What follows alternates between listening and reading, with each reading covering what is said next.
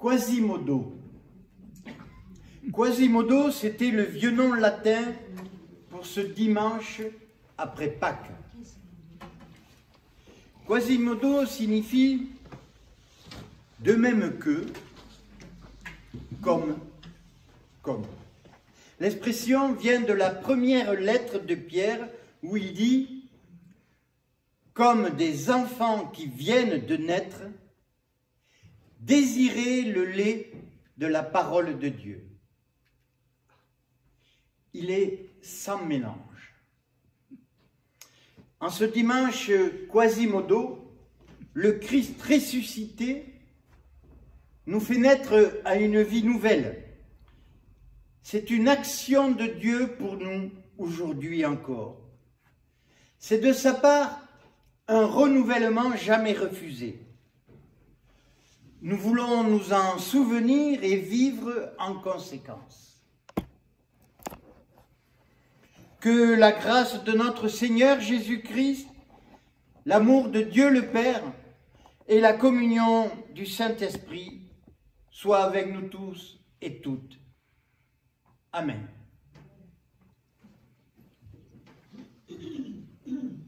Je vous invite à vous lever. Alors, j'ai appris qu'il n'y a pas des cantiques forcément pour tout le monde, donc on va essayer de partager. On va faire au mieux et on va commencer par chanter « Jésus sort de la tombe », le 34-11, les strophes 1 et 2.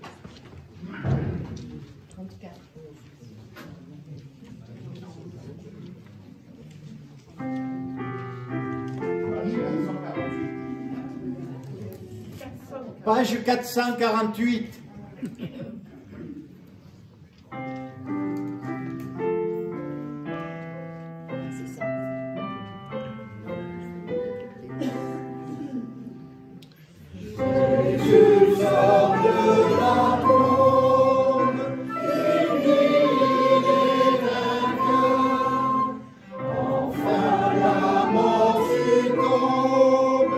Devant le seul Seigneur,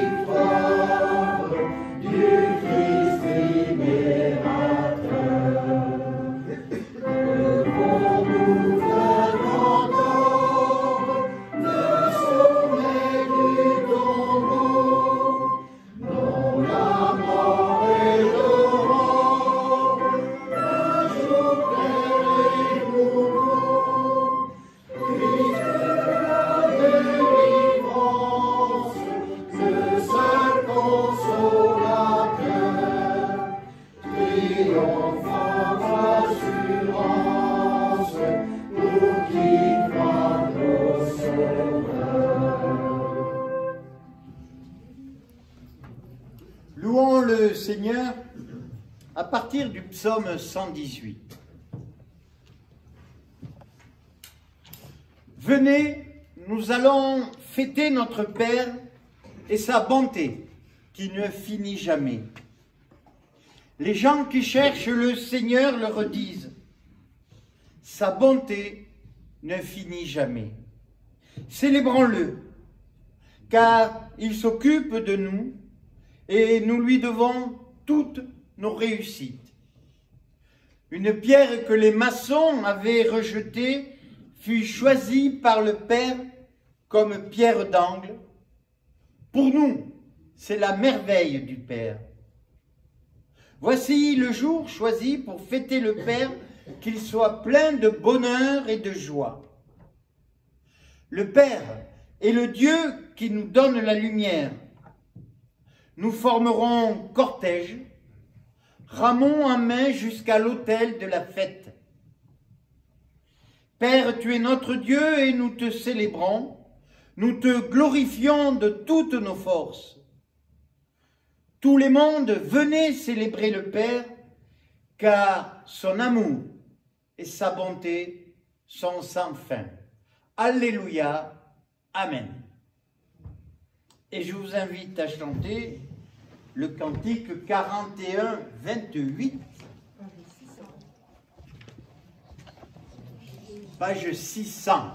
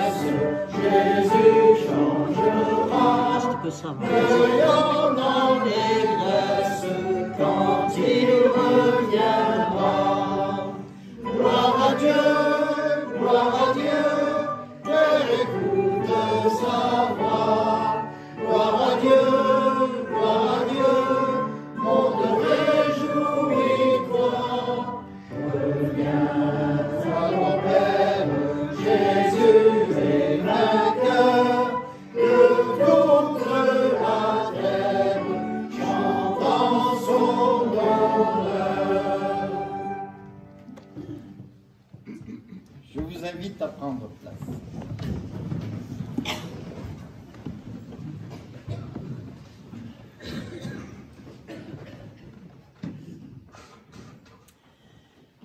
Seigneur, tu te tiens devant nos portes et nos fenêtres, mais nous les tenons fermées.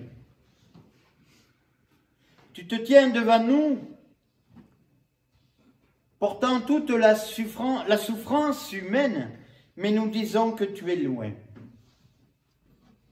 Parfois passe dans nos cœurs comme un souffle de liberté, mais nous craignons de nous laisser porter par lui. Oui, Seigneur, tu nous appelles à sortir de nous-mêmes, à quitter nos peurs et nos hésitations. Mais nous sommes comme Thomas. Rends-nous capables d'abandonner nos inquiétudes pour entrer dans ta paix avec ton Fils et l'Esprit, aujourd'hui et toujours. Seigneur, aie pitié de nous.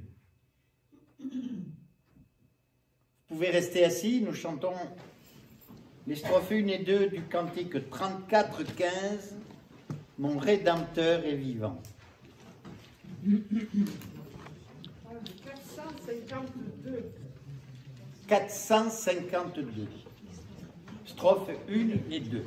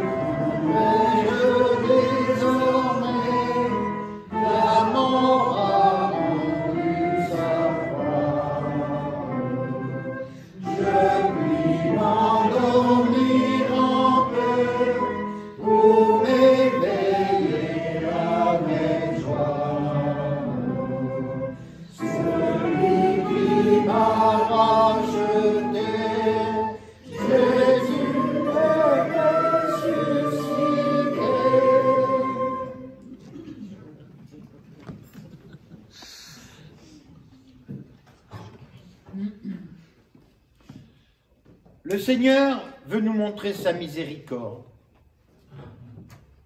Même quand la vie nous a blessés, il veut faire rayonner en nous son amitié divine.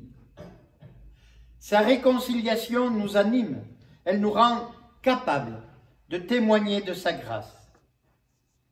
Ainsi, nous marchons vers le partage de la vie éternelle. Amen. Je vous invite à vous lever et nous prenons les strophes 3 et 4 du même cantique, « Mon Rédempteur est vivant », page 452.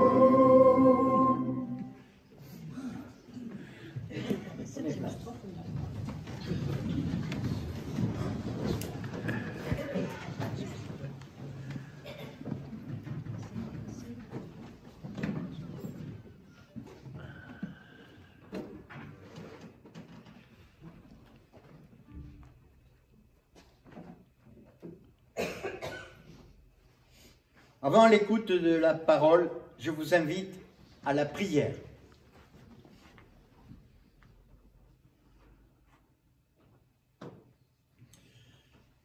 Ta prévenance, Seigneur, est sans limite. Les apôtres étaient désenchantés et sceptiques, mais le souffle de ton esprit en a fait des témoins résolus, libérés de la peur.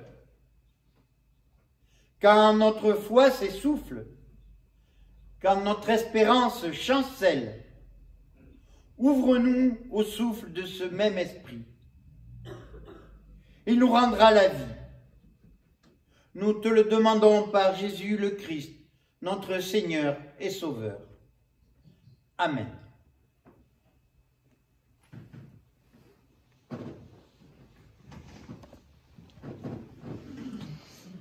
Voici ce que nous dit l'évangile de Jean au chapitre 20, les versets 19 à 31.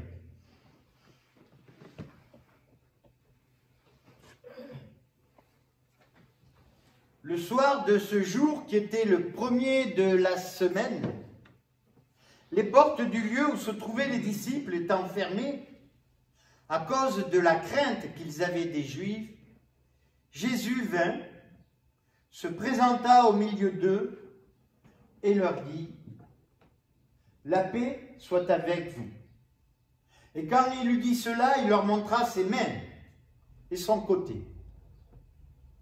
Les disciples furent dans la joie en voyant le Seigneur.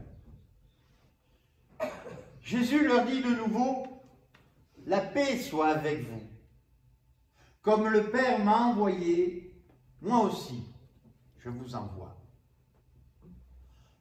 Après ces paroles, il souffla sur eux et leur dit « Recevez le Saint-Esprit. Ceux à qui vous pardonnerez les péchés, ils leur seront pardonnés. Et ceux à qui vous les retiendrez, ils seront retenus. » Thomas, appelé Didyme, l'un des 12, n'était pas avec eux lorsque Jésus vint. Les autres disciples lui dirent donc « Nous avons vu le Seigneur. » Mais il leur dit « Si je ne vois dans ses mains la marque des clous, et si je ne mets mon doigt dans la marque des clous, et si je ne mets ma main dans son côté, je ne croirai point. » 8 jours après, les disciples de Jésus étaient de nouveau dans la maison et Thomas se trouvait avec eux. Jésus vint, les portes étant fermées, se présenta au milieu d'eux et dit « La paix soit avec vous. » Puis il dit à Thomas « Avance ici ton doigt et regarde mes mains, avance aussi ta main et mets-la dans mon côté. Et ne sois pas incrédule, mais crois. » Thomas lui répondit « Mon Seigneur et mon Dieu. » Jésus lui dit « Parce que tu m'as vu, tu as cru. Heureux ceux qui n'ont pas vu et qui ont cru. »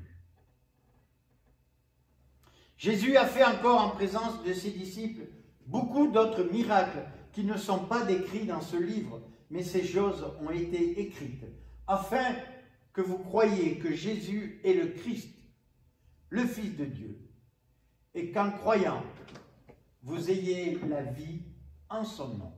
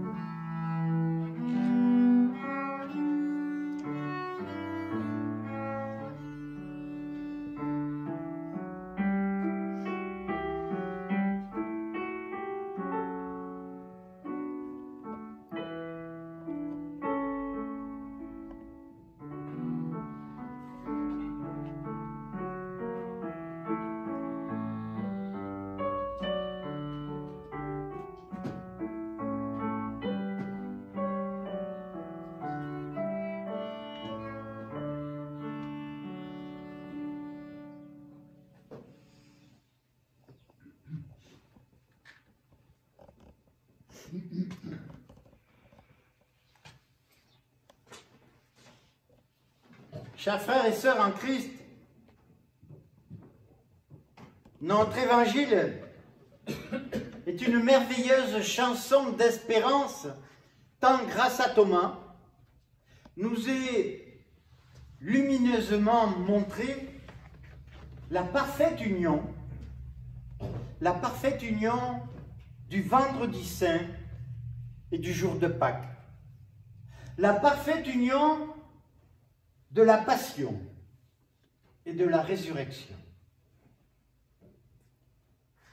Jésus est présent au milieu de ses disciples comme il est présent au milieu de nous ce matin. Il n'est pas en dehors de nous, il est dedans et il se présente. La paix soit avec vous.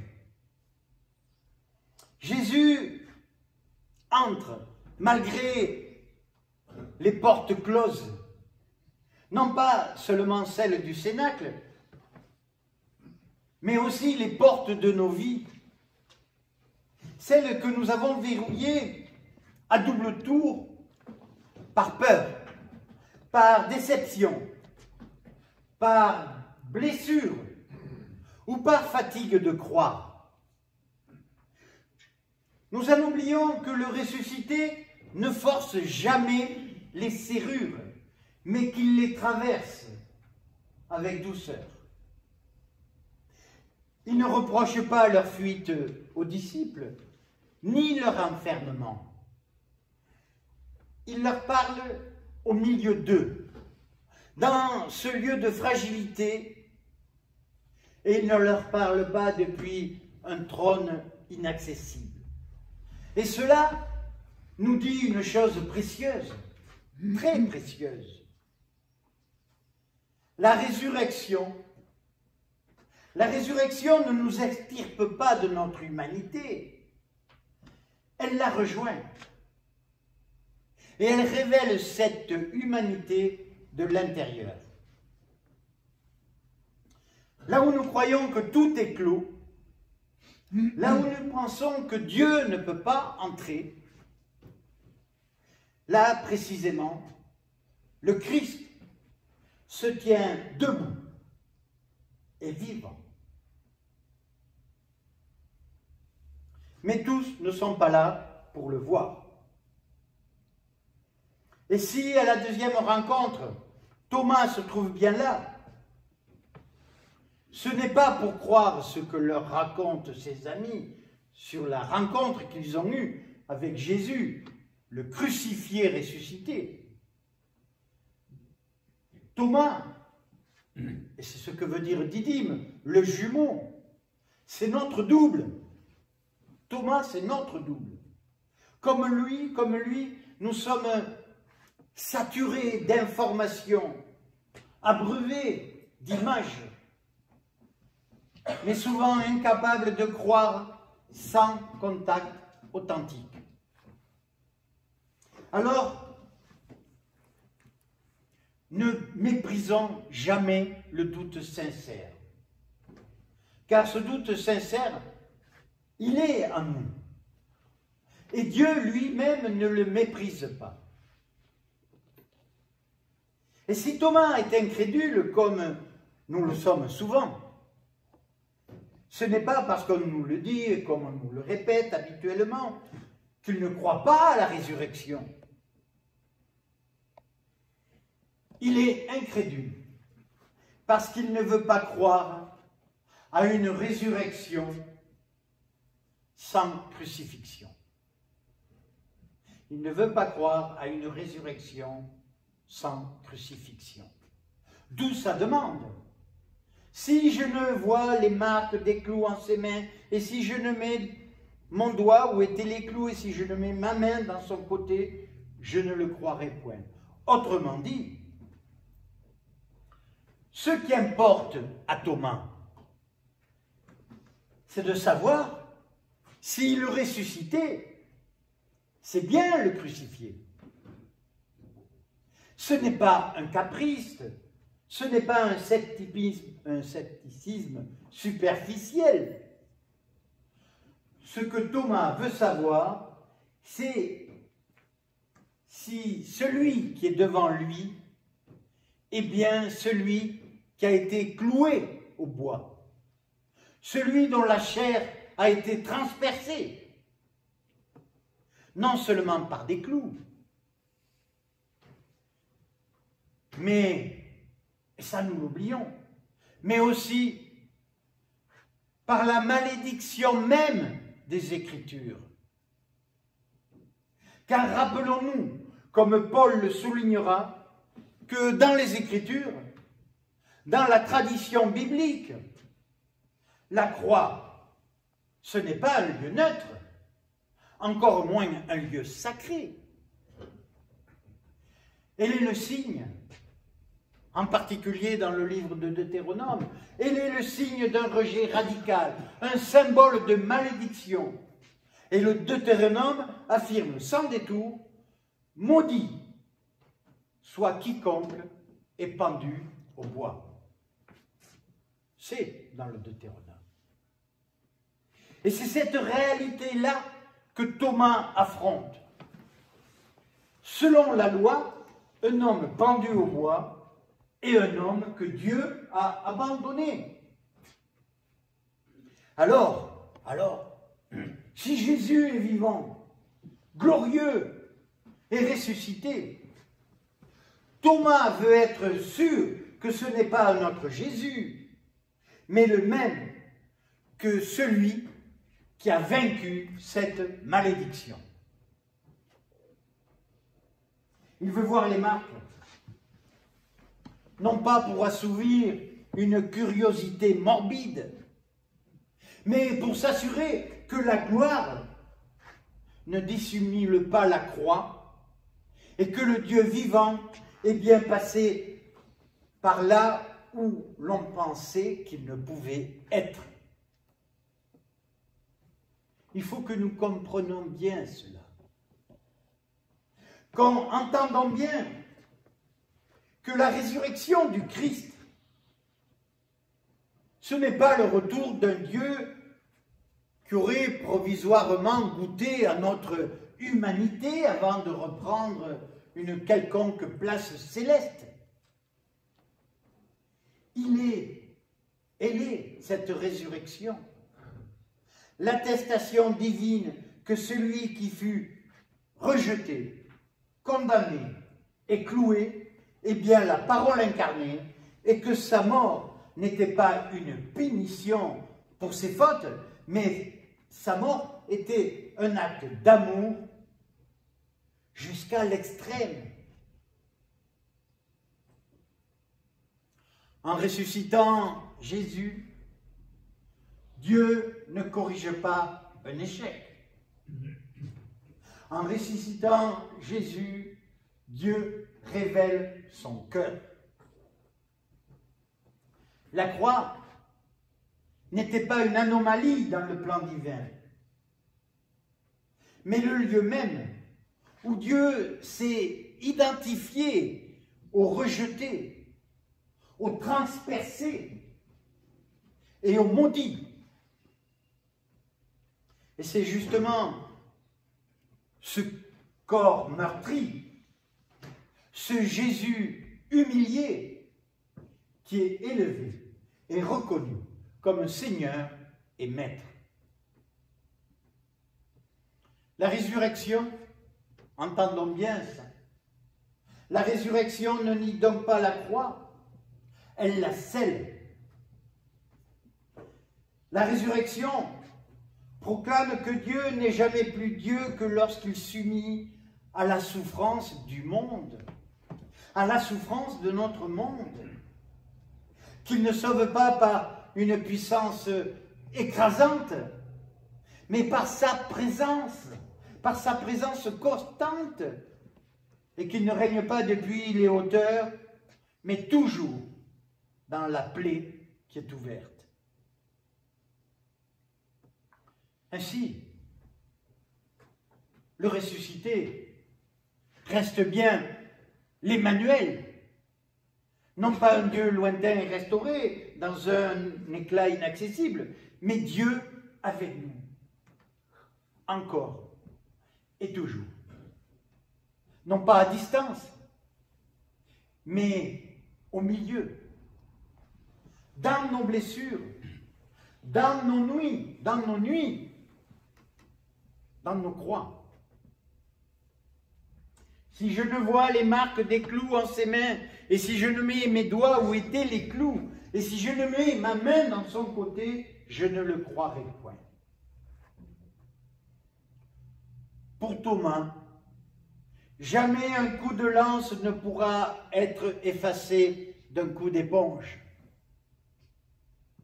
Jamais l'aurore, si belle soit-elle, ne saurait oublier l'horreur ou la souffrance qui l'a précédée et qui va peut-être encore la suivre. Thomas sait cela. Comme il sait que la gloire, pour être vraie, ne peut aller qu'à l'inverse du vrai miracle, du simple miracle. Dans le simple miracle, les plaies, elles disparaissent. Alléluia. Dans la gloire, les plaies, il faut qu'elles restent béantes.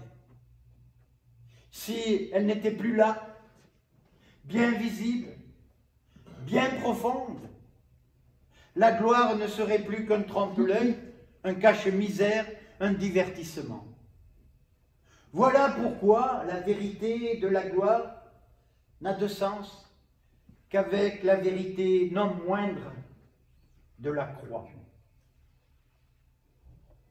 Il nous faut alors apprendre à contempler ces plaies, non seulement dans le corps du ressuscité, mais aussi dans le corps blessé de notre monde.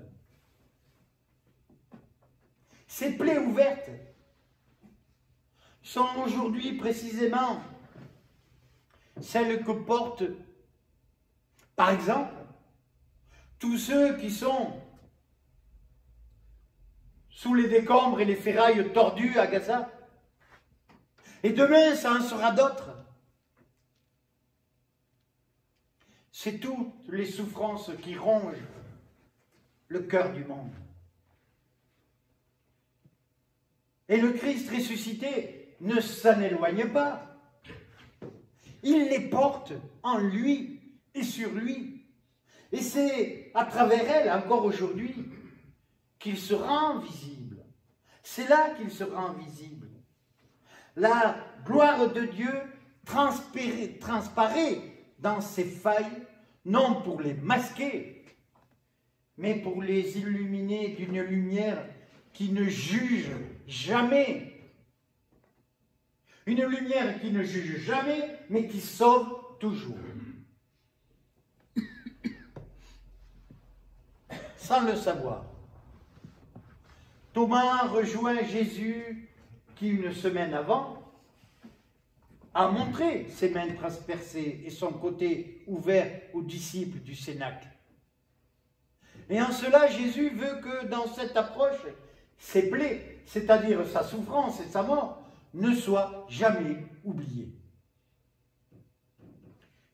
Il ne faut donc pas se tromper sur la résurrection. Elle n'annule pas sa mort. Et à travers les marques de la réalité de la résurrection, il s'agit de se souvenir et de célébrer sans cesse, jusqu'à la fin des temps, le mémorial de sa passion. C'est-à-dire qu'il s'agit de tenir ensemble la croix et la résurrection. C'est-à-dire qu'il s'agit de ne pas oublier la résurrection quand nous faisons mémoire de la croix et de ne pas oublier la croix quand nous célébrons la résurrection. Notre foi chrétienne n'a de sens que si elle tient les deux faces de ce même événement.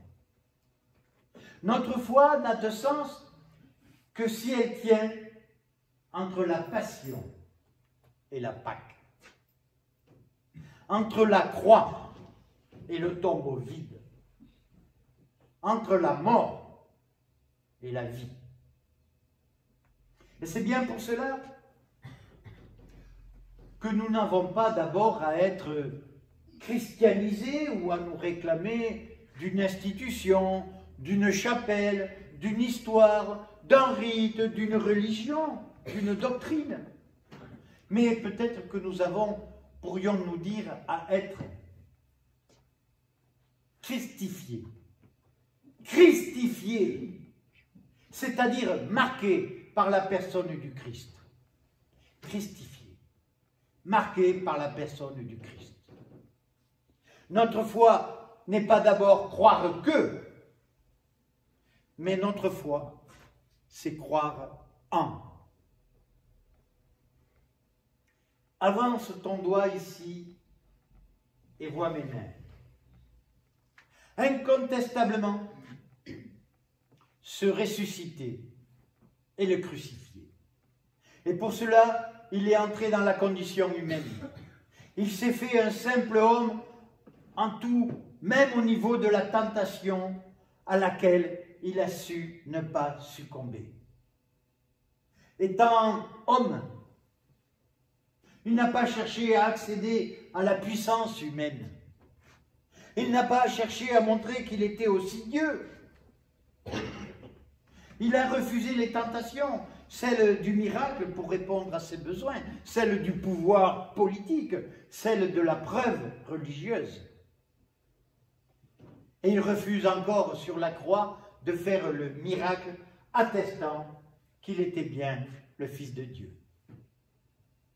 Sa mort en croix reste un fait qui nous rappelle que les verts pâturages sont d'abord la vallée obscure de la mort.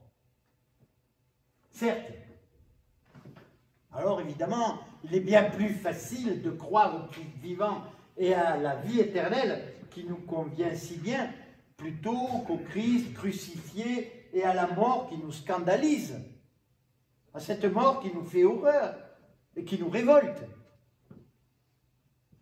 Pour autant, la foi au ressuscité de Pâques, c'est d'abord, comme le dit si bien Paul à ses frères et sœurs de Corinthe, « J'ai décidé de ne rien savoir parmi vous, sinon Jésus-Christ et Jésus-Christ crucifié. » Ce qui veut dire que notre foi chrétienne doit d'abord plonger ses racines dans le sol rocailleux des Golgotha du monde. Tant la croix possède aussi une puissance d'interpellation qui doit nous faire sortir de notre indifférence, de notre individualisme et de notre égocentrisme. La croix est plantée sur la terre des hommes. La croix est plantée en plein milieu de ce monde et non pas inscrite seulement dans notre esprit ou dans notre cœur. La croix est l'expression d'un crime collectif où les puissances politiques et religieuses se rejoignent. La croix nous lance à chacun, la croix lance à chacun un défi toujours nouveau. La croix, c'est le lieu où Dieu ne reste pas au-dessus du mal, mais il s'y engage jusqu'à l'extrême. Elle n'est pas une transaction entre Dieu et l'humanité, mais elle est une révélation bouleversante, celle d'un Dieu qui, loin de fuir la souffrance humaine, s'identifie en elle. En Jésus crucifié, Dieu expose la violence, il expose le rejet, l'humiliation, et il les transforme de l'intérieur. Il ne répond pas au mal par le mal, mais il répond au mal par un amour désarmant. Par un amour désarmant. La croix n'est donc pas d'abord une punition subie, mais un programme offert à savoir celui d'apprendre à porter avec le Christ la douleur du monde sans jamais s'y soumettre ni la reproduire.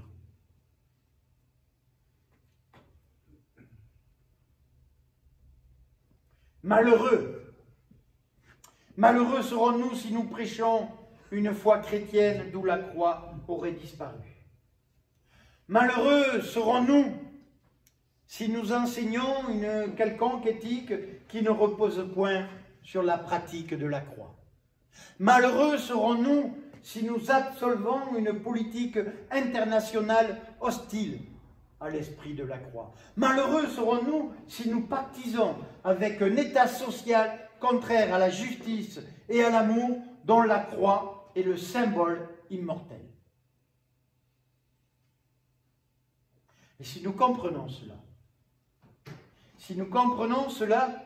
alors nous comprendrons pourquoi ce Thomas, lui qui s'est adonné au doute le plus radical, énonce une profession de foi telle qu'on n'en trouve pas de plus haute dans les 4 évangiles. Mon Seigneur et mon Dieu. Ce qu'il voit, c'est bien un homme ressuscité, c'est une créature radieuse s'il en est. Mais ce qu'il croit, ce qu'il confesse soudain, c'est que cette créature, c'est aussi son Créateur. Mon Seigneur et mon Dieu. Thomas est mis en présence de l'humanité du Christ, des plaies de la passion. C'est sous une plaie qu'il a découvert Dieu. Extraordinaire, frères et sœurs, enseignement de Thomas. Aujourd'hui, là, dans l'Évangile, nous venons d'entendre qu'il ne faut pas aller vers la vérité simplement en jouant un personnage de fidèle. Nous avons entendu qu'il ne faut pas faire semblant d'adhérer à la foi. Avec Thomas, nous pouvons réaliser que le problème, ce n'est pas le doute, mais bien la demi-mesure. Si nous doutons, nous devons douter à fond. Au point que nous pourrions dire, si nous doutons, nous devons douter pour que notre doute soit de bonne foi.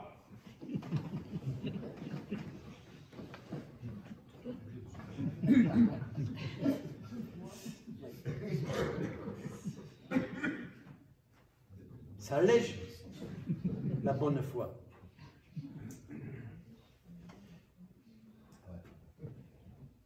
Si nous doutons, c'est parce que notre cœur, malgré tout, et malgré tout réclame la vérité, parce que nous avons soif de cette vérité. Et si la croix et la résurrection nous paraissent absurdes au point de nous pousser à renier la joie, c'est parce que nous espérons une joie plus large encore, une joie capable d'assumer et de transfigurer toutes les nombreuses plaies de l'histoire qui sont si nombreuses en ces temps comme un chacun de nos propres vécus. Encore faut-il que notre engagement soit tel pour arriver à les découvrir tout en exprimant, comme Thomas, notre jumeau, Thomas, notre double, le cri de la foi. Mon Seigneur et mon Dieu. Amen.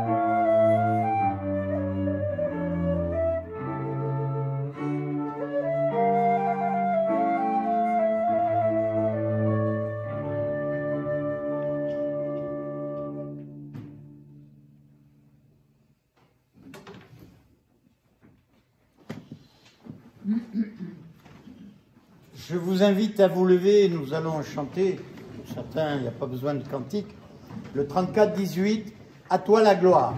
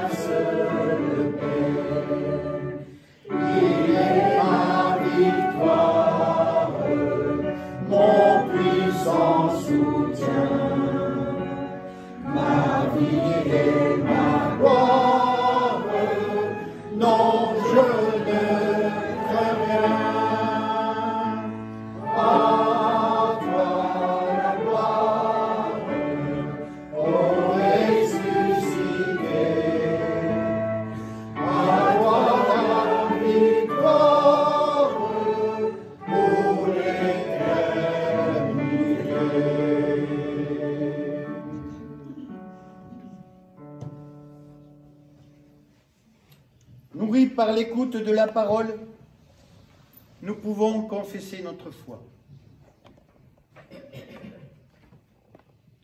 Je crois en Dieu, malgré son silence et son secret, je crois qu'il est vivant. Malgré le mal et la souffrance, je crois qu'il a fait le monde pour le bonheur et pour la vie. Malgré les limites de notre raison et les limites de notre cœur, je crois en Dieu. Je crois en Jésus-Christ. Je crois qu'il est l'homme véritable, comme nul homme ne peut l'être par lui-même. Même si nous le trahissons et le défigurons par nos injustices et notre péché. Je crois en l'Esprit Saint. Malgré les apparences, je crois qu'il conduit l'Église. Malgré la mort, je crois à la résurrection. Malgré l'ignorance et l'incrédulité, je crois que le royaume de Dieu est offert à tous.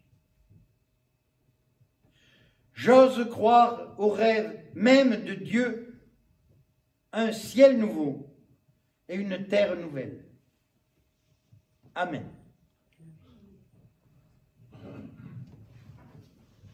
Je vous invite à prendre le 52-17, page 858 libres de nos chaînes.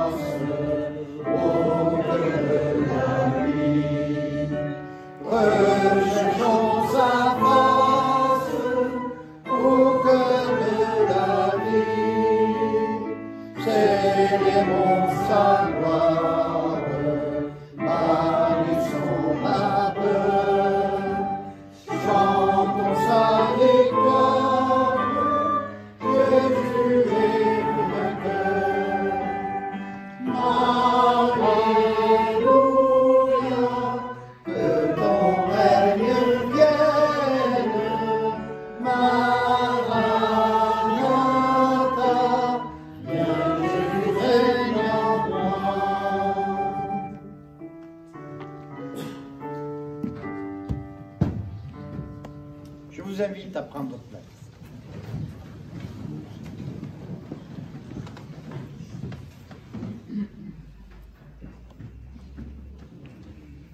Que rendrons-nous au Seigneur? Tous ses bienfaits sont sur nous. Et l'offrande sera le signe de notre confiance au Christ vivant. Seigneur notre Dieu, nous étions morts par nos fautes, et tu nous fais revivre avec le Christ. Que pourrions-nous te rendre pour tant de grâce? Accepte dans ta bonté cette offrande que nous te présentons. C'est l'humble hommage de notre adoration et de notre amour. À toi la gloire, maintenant et toujours. Amen.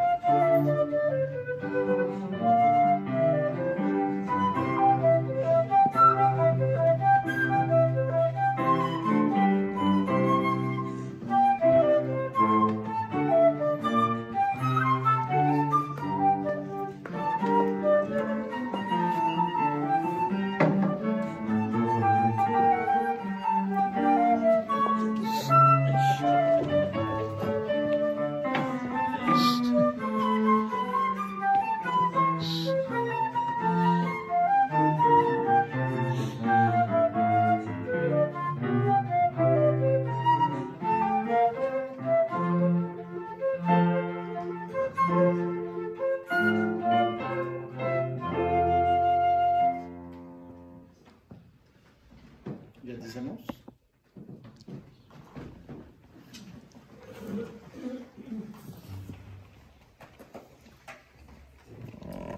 Bonjour, bonjour. Au nom du secteur Mer et Vigne, nous sommes très heureux d'accueillir aujourd'hui ce culte commun de l'Épuma au temple de Cournonterral.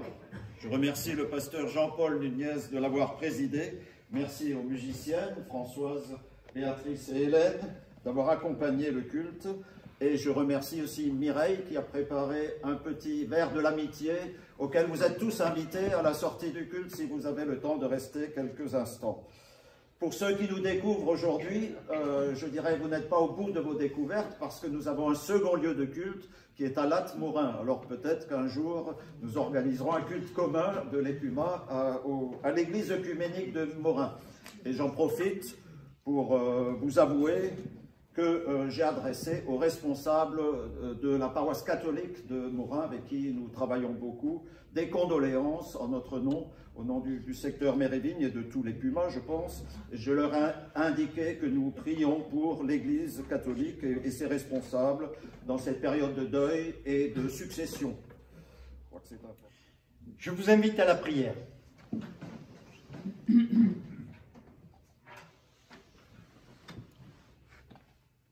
Père de toute bonté, Dieu de miséricorde, toi qui entres dans nos vies malgré nos portes closes, nous nous tournons vers toi avec confiance. Pour ton Église, accorde-lui de toujours proclamer avec force, non seulement la résurrection, mais aussi la croix, par laquelle tu as rejoint l'humanité blessée. Fais d'elle un témoin fidèle de ton amour transpercé, et non seulement de ton triomphe éclatant.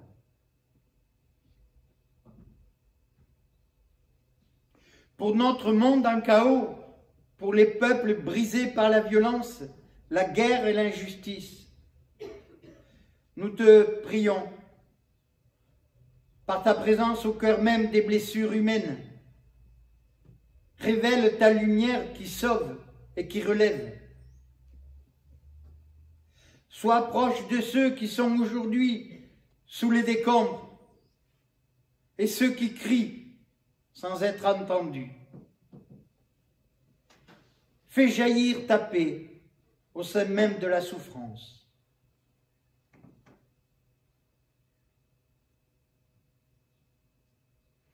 Pour ceux qui doutent et vacillent, comme Thomas avant de toucher ta gloire blessée, accorde-leur non pas des preuves écrasantes, mais le doux contact de ta tendresse, que leur doute devienne un chemin vers une foi plus grande encore.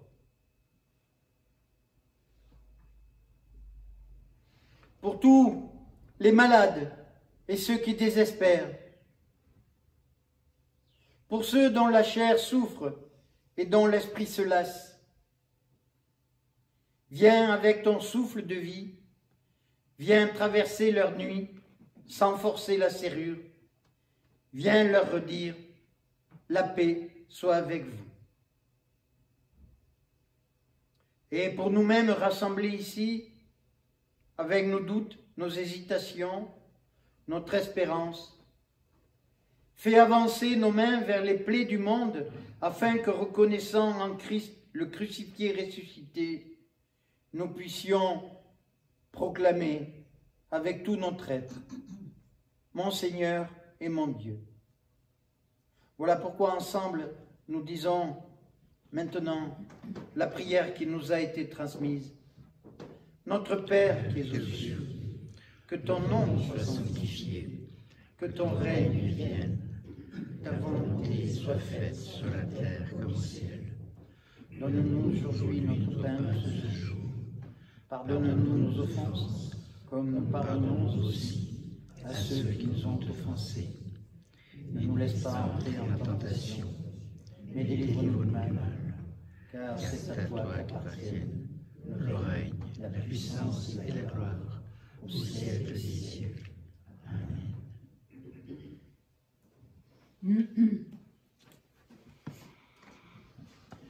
Pour recevoir l'exhortation et la bénédiction, je vous invite à vous lever.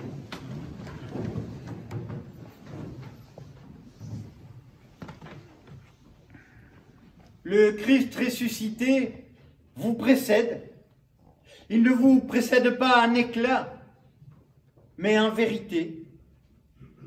Il marche devant vous avec ses plaies visibles, avec sa paix offerte, avec son souffle de vie. Allez dans la paix du vivant et que votre foi, même traversée par le doute, soit habitée de cette parole simple et totale. Mon Seigneur et mon Dieu, et que le Dieu plein de bonté vous bénisse et vous garde, aujourd'hui et pour toujours. Amen.